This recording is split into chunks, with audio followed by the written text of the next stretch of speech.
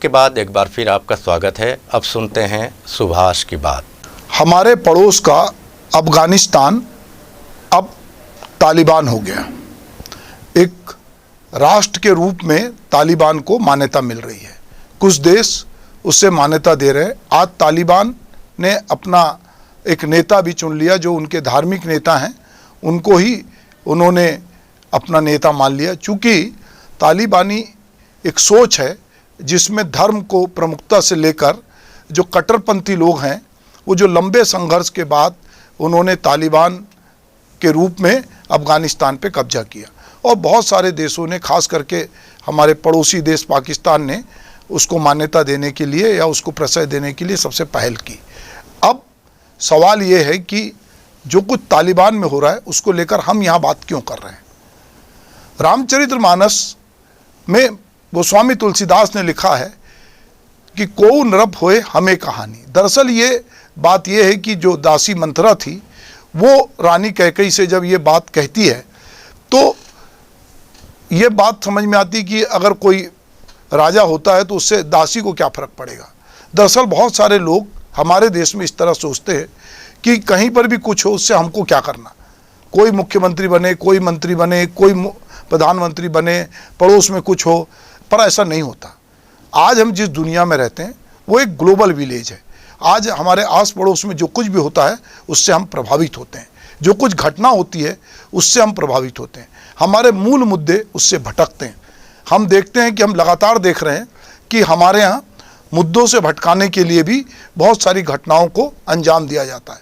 हमारे पास अगर पाकिस्तान जैसा देश ना हो, बहुत सारे लोगों को कोसने के लिए कोई जगह नहीं बचेगी। हमारे पास यदि कश्मीर ना हो तो बहुत सारे मुद्दे अपने आप लोगों को ठंडे पड़ जाएंगे।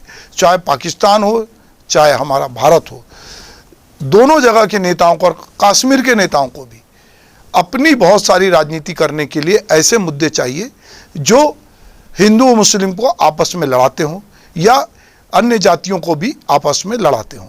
तो इस समय जो तालिबान है वो हम ये नहीं कह सकते कि कोई नृप होए हमें कहानी। कोउ नृप होए हमें कहानी, चेरी छाड़ी की होई रानी।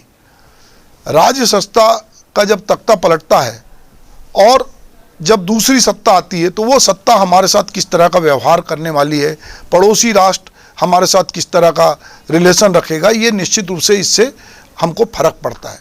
आज पड़ोसी राष्ट्र अफ़गानिस्तान में तख्ता पलट के बाद तालिबान जो है वहाँ काबिज हुआ है। ईरान की तरह यहाँ भी धार्मिक नेता जो मुल्ला अखुंदा जदा हैं वो वहाँ के अब नेता होने जा रहे हैं।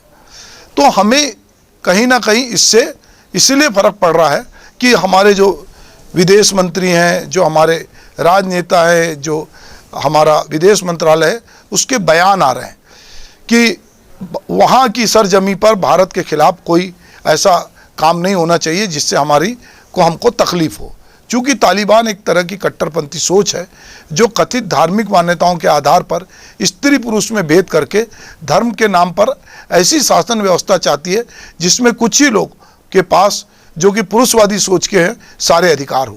ऐसे लोग आधुनिक वैज्ञानिक सोच और बराबरी के अधिकारों के खिलाफ होते हैं। हमारे देश में भी डेमोक्रेसी के बाद बहुत सारे लोग, बहुत सारी पार्टियां तालिबानी सोच की है। अभी हाल ही में OTT प्लेटफॉर्म डिज्नी हॉटस्टार पर एक सीरीज आई, द एम्पायर। इस सीरीज के आते ही लोगों ने सोशल मीडिया पे बवाल कर दिया। जिस बाबर को हमारे देश में कथित तौर पर बहुत गालियां देते हैं, जिसे एक लुटेरा आतताई बताते हैं, सीरीज में उसे एक राजा के रूप में प्रस्तुत किया गया है जो काबुल से आकर हिंदुस्तान में पानीपत में लड़ाई लड़ता और फिर मुग़ल सल्तनत की वहाँ से शुरुआत होती है। द एम्पायर सीरीज जो है वो अब तक की जो किस्से कहानी है उससे एक अलग छवि बाबर की निर्मित करती है। तो जो लोग बाबर को गाली देते हैं, जो बहुत सारे मुसलमानों को बाबर के साथ जोड़ते हैं, उनकी राजनीति यहाँ पर थोड़ी मुश्किल होती है। अगर बार बार चीज़ों को आप जोड़ते हैं चीज़ों से तो वो किस तरह बिगड़ सकती है उसका एक उदाहरण है। जम्मू कश्मीर को लेकर हमारे देश का सियासी पारा हमेशा चढ़ा रहता है। मोदी सरकार ने जो अपने घोषणा पत्र में भी लिखा था कि कश्मीर से धारा 370 हटाकर इससे जो विशेष राज्य का दर्जा था वो छीन लिया। यहाँ के नेता और बहुत समय तक नज़रबंद रहे, जनता को भी बहुत सारी तकलीफ़ों का सामना करना पड़ा। अभी भी हालात वहाँ उस तरह से सहज नहीं हुए हैं जैसे होना चाहिए। वहाँ की पूर्व मुख्यमंत्री महबूबा मुफ्ती, जो कि कभी भाजपा के साथ भी रही है, उसने भी एक तल्ख बयान दिया है। अब तालिबान के प्रवक्ता सुहेल शाहीन ने कहा है उनके पास जम्मू कश्मीर के मुसलमानों के लिए आवाज़ उठाने का अधिकार है। पाकिस्तान का समर्थन तालिबान को है, तालिबान के जरिए वो घुसपैठ की कोशिश करेगा। अभी हमारे देश में 5 राज्यों में, खास करके उत्तर प्रदेश जहाँ की एक मुस्लिम बाहुल्य आबादी है, वहाँ चुनाव होना है।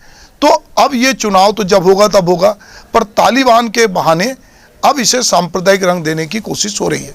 अभी हाल ही में हमारे सुप्रीम कोर्ट ने जो कोरोना काल में तबलीगी जमात को लेकर जिस तरह की सांप्रदायिकता फैलाने की कोशिश की, उसकी आलोचना करते हुए कहा है कि social media platform fake news से भरा है और सोशल मीडिया कंपनी पर इस तरह का कोई नियंत्रण नहीं है। खबरों के जरिए सांप्रदायिकता रंग देने की कोशिश लगातार हुई है, जिससे हमारा देश बदनाम हुआ है। अब फिर एक बार अफगान जो कि तालिबान है, उसके माध्यम से अब एक बार फिर से इसकी सियासी कोशिशें सोशल मीडिया पे दिख रही है। बहुत सारे लोगों ने सोशल मीडिया पे अलग अलग बयान दिए, जो बयान निश्चित रूप से आने वाले समय को दर्शा रहे हैं कि ये चुनाव को लेकर बयानबाजी हो रही। राजनीतिक पार्टियां जिनको तालिबान की महिलाओं से, बच्चों से जो हताहत हो रहे हैं, उनसे कोई लेना देना नहीं है। दरअसल उनको यहाँ पर अपनी राजनीतिक रोटियां सेकना है, इसीलिए वो लोग तालिबान का नाम लेकर अब बहुत सारी बातें कह रहे हैं और पिछले उस इतिहास को याद दिलाने की कोशिश कर रहे हैं जो इतिहास का पृष्ठ काला है, और वो आपस में लोगों को डरा रहे हैं।